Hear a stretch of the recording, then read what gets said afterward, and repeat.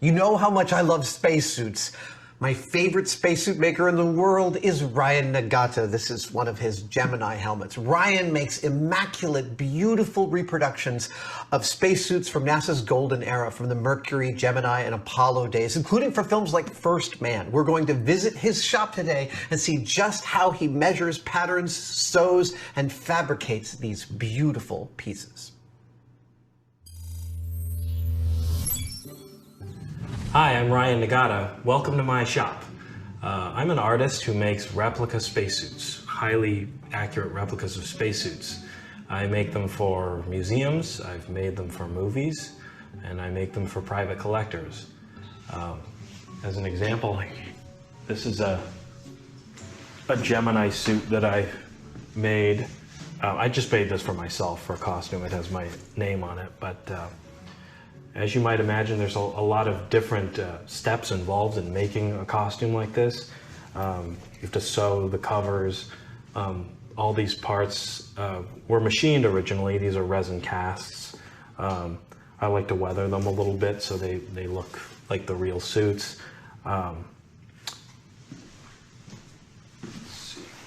Here's a bubble for an Apollo spacesuit. I vacuum formed this out of polycarbonate, which is a very tricky thing to do. So there's a lot of science involved in what I do as well. Boiling all the water out of the polycarbonate. This is a Mercury helmet, a replica of a Mercury helmet that I did for a photo shoot.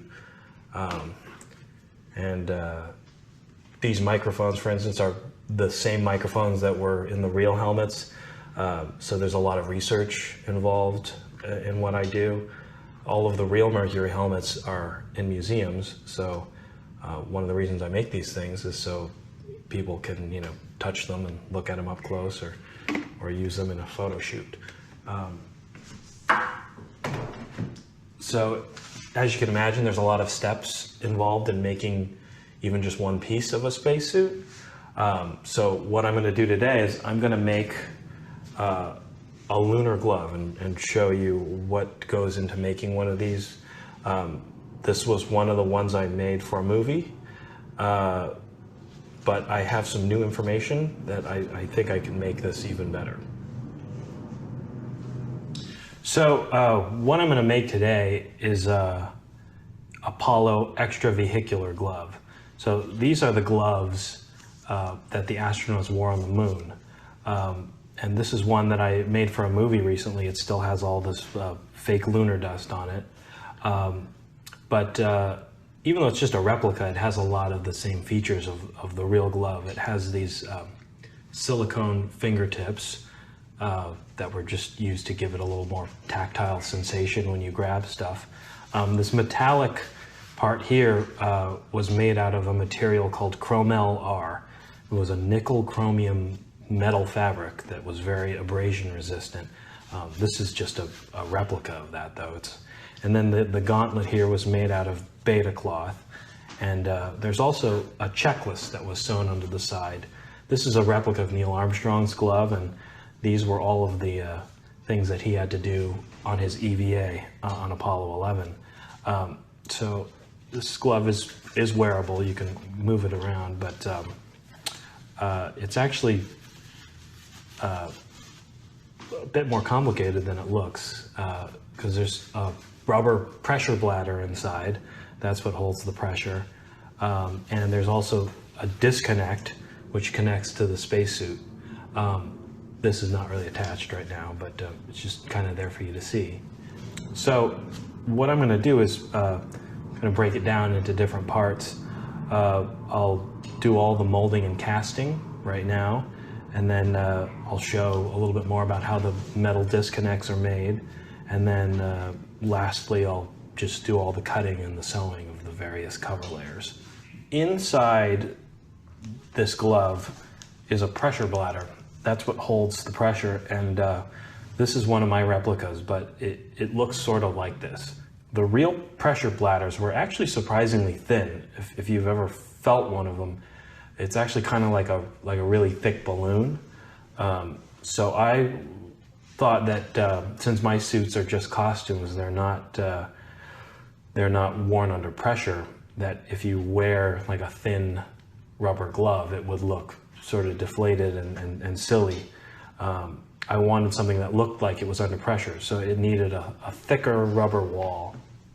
I didn't want to use latex because latex doesn't have a very long lifespan, but they do make these liquid neoprene suspensions now, which also work. And neoprene is what the real gloves are made out of. So because of this method that I use, I could control the thickness of the wall and get something that looked, you know, sort of thick and almost looked a little bit pressurized, even if there was no pressure behind it. Basically just want to spray the mold down with water first. Sort of primes it.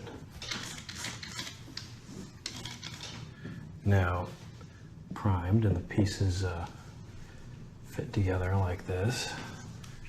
All right, so now the mold is assembled, and if you look down, you can see what it looks like. So just pour this right in there.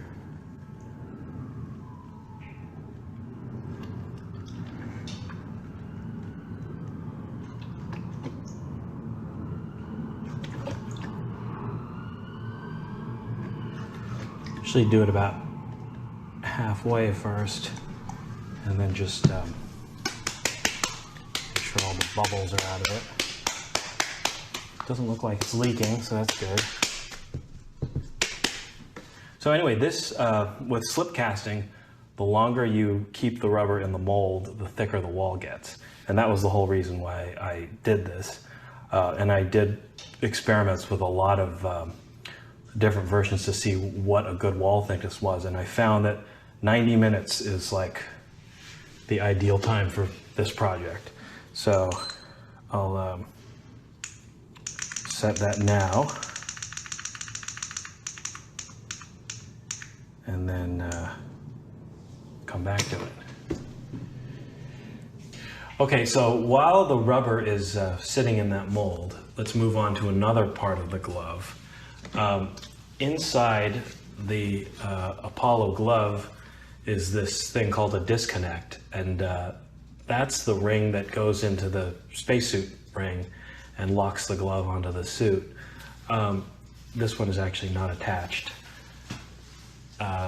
In the past, I've made these out of, I just cast them out of resin and painted them, but the real pieces were anodized aluminum. And so, you know, I just painted this with an automotive metallic paint, and they look pretty good. But for a real high fidelity replica, I wanted to actually make it out of what the real ones were made out of. And so I had to learn how to anodize. This is an anodized aluminum piece, and this is one of the connectors that goes on the front of the spacesuit for oxygen. And anodizing is a pretty interesting process. So bare aluminum, which is like this piece, we're going to anodize a piece like this. It naturally forms an oxide coating if you just leave it out in the elements, and it's a very hard protective kind of finish. But if you hook this piece up to electrodes and submerge it in acid for a certain amount of time, it actually builds a very even, like microscopically honeycomb-shaped finish on it, which takes dye. So you can take this anodized piece and dye it whatever color you want and seal it, and then you get these very pretty shiny aluminum parts, and the finish is very, very hard, which is why the original spacesuit parts were anodized. It protected them. So this is the piece that we're going to anodize right now, and it's hooked up to this bar with these titanium wires. This is how you run the current through the piece. All right, we'll go into that now. Okay, so now this is where we hook up the power to it and submerge it in the sulfuric acid bath. There's a little aquarium pump in there because the solution is supposed to stay agitated. These little lead pieces here are those are the cathodes, and this will get hooked up to our bar here, and that is the anode, hence anodizing. So just submerge this piece in there now, making sure it doesn't touch the cathodes. I'll just set the timer now for 72 minutes. And after that, it should have the nice coating on it that we can dye. Okay, so that was 1 hour and 12 minutes. So this is done now, and it's kind of boiling, or not boiling, it's bubbling. That's what tends to happen after it's been anodizing for a while. This is ready to come out. But I can tell that this worked because there is a slight yellow tint to the piece, so I know that it's anodized. So now is the fun part. You get to dye it. So we're gonna dye this piece blue. So I've got some blue dye here, and I'm just immersing it in this dye. This dye works pretty quickly. And I never know exactly how long it's going to take, so I kind of just have to hover over here. So I just kind of keep checking it periodically and seeing. So it's definitely getting darker now, but not as dark as I want it to be. I want it to be kind of like something like this. So it's not there yet. So we'll just keep it in there. Okay, so I'm going to look at this again. And I think that looks like a very nice deep shade of blue, similar to this piece I did already.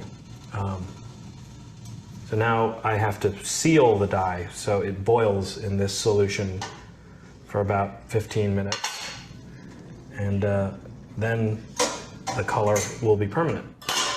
So just turn that on and set the timer for 15. That's pretty much it. It's a very nice, beautiful, shiny blue finish. Sometimes to get it a little shinier, I'll polish it with some like white rouge or some other buffing compound. But other than that, this is done, ready to go. This bladder should be done. The wall thickness is, through my experimentation, 90 minutes is pretty good for this. Great. Just pour it out. And this drains for a little bit, and then I turn it back over. And it actually has to continue to dry overnight because it's still, the wall is still kind of gooey. So I actually went ahead and I did one yesterday that is ready to demold. Just all right. See how it came out. Oh, it's pretty good. You can see all the where all the rubber kind of leaks out. The best way is to stick my hand in there and just pull the piece out. So that's what it looks like. Okay, so after I cast the pressure bladder and anodized the disconnect, I painted the extra coating of neoprene on the edge just to give it a shiny finish so it looks nice. And then I mated the two together. There's just sort of a metal band. I just used a banding tool to connect these two together. And there's a swivel. You can see that the disconnect swivels. The real one's swiveled in a slightly different way, but that was just so, you know, when the glove is on, the astronaut has some mobility. But now we're going to move on to all the fabric layers that go on the outside of this. So the real gloves And actually, I have something here. I have a real glove here. This is one of Alan Shepard's unflown. It's either an intravehicular glove, or I actually think it's the inner part of an EVA glove, because there's a couple of subtle differences, but they more or less look the same. So this is what the EVA glove looks like on the inside. There's this little white cloth sheath that covers the convolute, and there's all sorts of restraints in here for various purposes. So I duplicate pretty much the same thing on my own replicas, but I just wanted you to be able to see what the real thing looks like on the inside. Sewing gloves is kind of tricky because all the parts are so small. You really have to sew carefully and slowly. I talked to one of the seamstresses at ILC Dover who sews these gloves for a living, and she confirmed that the way they sew these gloves is very, very slowly and carefully.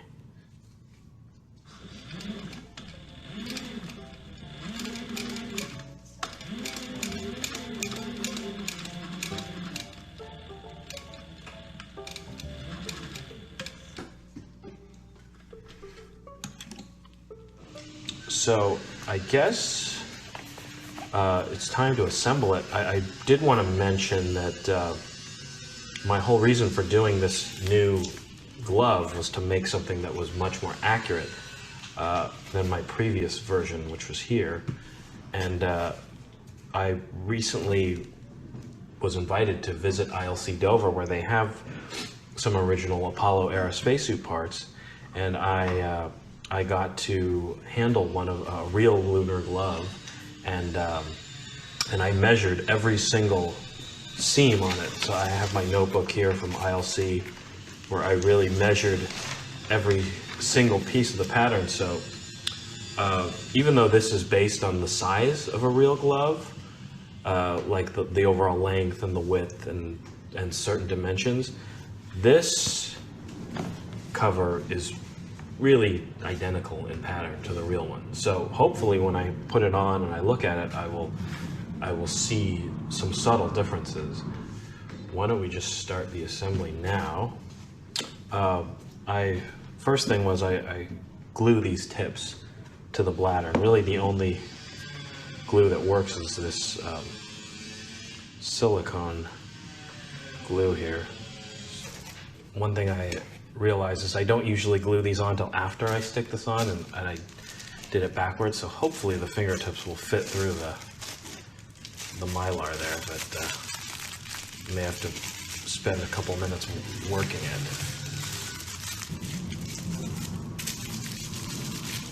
Okay, that's good for that. It seems kind of, I don't know, cheap to just tape up the mylar, but the real gloves had Kapton tape all over them, holding the pieces together, so it's actually pretty accurate to use tape. All right, now it's time to put the thermal cover, or the TMG as they call it, and then connect it to the glove. And that's probably the trickiest part, because each of these little fingertips has to be tied on, so I'll do that now.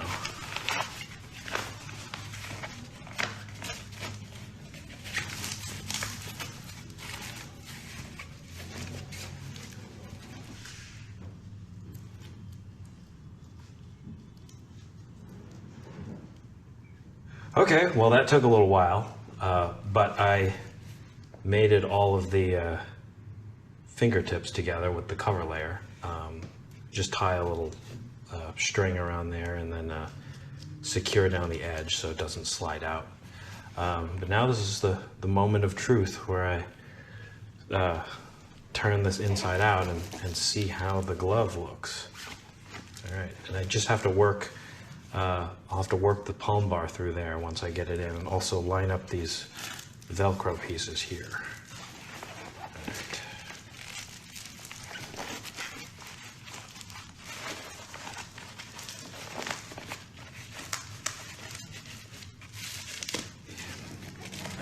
think it looks pretty good. I have my other one here. You can already tell one of the things I never liked is on this old one were the length of these seams. They were much longer on the real ones, and I can tell they're longer in this pattern. Everything looks like the fingers look a little bit thinner. All in all, pretty good, and it's got that anodized aluminum disconnect in there. You could see the neoprene rubber. You can see Armstrong name tag, and it's got that crinkly sound. I think that looks pretty good. Here was my old glove and my new one, which I think looks even better. So you can follow more of my work on ryannagata.com. And thanks for joining me. Sounds accurate too.